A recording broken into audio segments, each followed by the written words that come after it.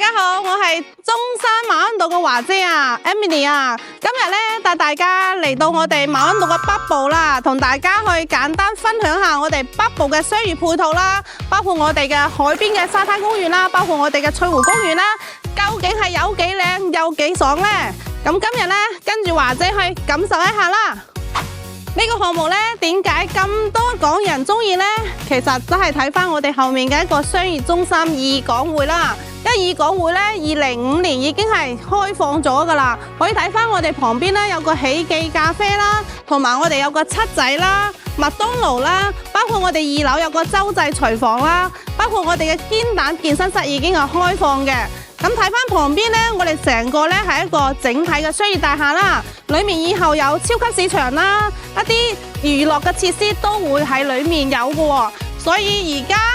好多業主呢都會嚟到呢邊去消費啊、食飯啊、健身啊，都係一應俱全嘅，非常之便捷啦。咁睇翻我哋旁邊呢，有棟建築物啦，起緊嘅就係我哋嘅一個5星級酒店萬豪酒店嘅，亦都係可以滿足大家親朋訪友嘅一個需求嘅，亦都係非常之 OK 嘅噃。嚟到我哋嘅二港匯啦，可以睇到華姐身後嘅一棟好大嘅建築物，呢個亦都係馬鞍島萬豪酒店嘅一個位置嚇。咁呢個酒店呢，係一個國際嘅5星級標準啦，佢有168個客房嘅。預計呢，我哋係今年年底，即係2026年嘅年底或者係明年年初就已經係可以開放啦。咁呢個萬豪酒店呢，亦都係馬鞍島唯一一個萬豪喺呢邊嘅一個國際嘅5星級酒店，係唯一喎。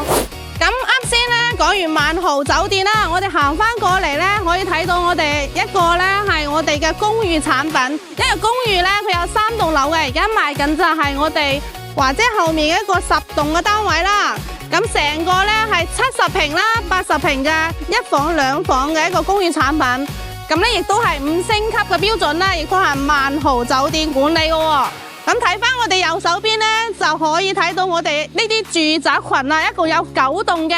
咁面積段呢，有88啦、100啦、117啦、200平啦，都係可以任君選擇嘅。咁非常之多嘅一個戶型呢，俾到大家去睇睇嘅。我哋而家睇到呢，就係中山翠亨新區馬鞍島嘅中山翠湖公園啦。佢佔地呢約800畝嘅，水深有75米啦。咁有1.8公里嘅環湖步道啦、親水平台啦、棧道啦，有5個籃球場喎，1個足球場同埋網球場都係免費開放嘅。咁而家呢，佢有好多花啦、藍型花啦，同埋公粉紙巾呢，都會係有開放嘅。咁再睇翻我哋小區門口對開嘅海邊，都有一個馬鞍島嘅沙灘公園啦。佢係位於我哋馬鞍島東部海堤嘅，係中山規劃中首個大型濱海親子沙灘公園。呢個亦都係中山唯一一個海邊沙灘嘅公園啦。佢個定位呢，就係我哋嘅沙灘啦、親子啦、集休閒啊、娛樂啦一體嘅。咁成個沙灘公園呢，係43.4萬平方米嘅，體量呢，相當於3個珠海唐家灣沙灘咁大嘅喎。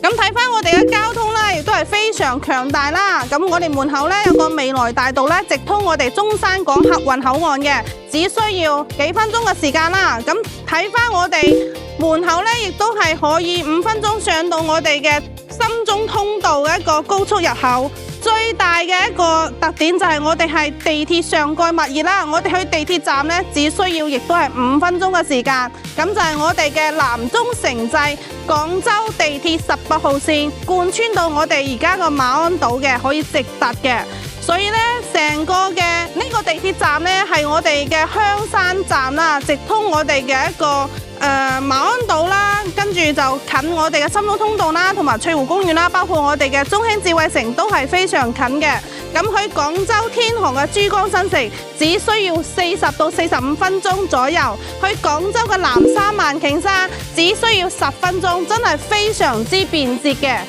包括咧我哋家門口咧亦都會有個港澳直通巴士啦，預計年底或者明年年初亦都係直接開放嘅。所以點解咁多港人會優選呢個項目呢？真係海陸空全齊，包括佢個生態啦、商業配套啦、交通環境啦、個地理位置啦，都係非常優越嘅。咁啱先講到嘅我哋嘅馬鞍島嘅香山站嘅18號線嘅地鐵站呢，預計係今年年底，即係2026年嘅年底啦，或者係去到2027年嘅年初就會開放使用嘅，因為而家已經係封頂咗啦。咁落翻嚟呢，睇翻成個嘅園林啦，真係好舒適喎，吹住海風啦，加上佢個園林呢，真係用料啦，同埋佢個樹木都用到比較高級嘅。咁成個開發商呢，佢係以品質為先啦，所有嘅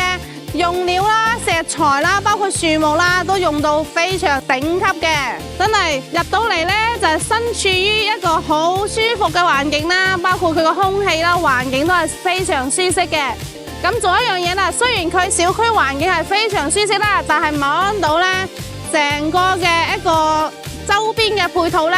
或者係周邊嘅建築呢，係仲係建設當中啦，佢唔係咁成熟嘅，咁大家都要包容一下咯，因為馬鞍島係需要時間去發展㗎喎。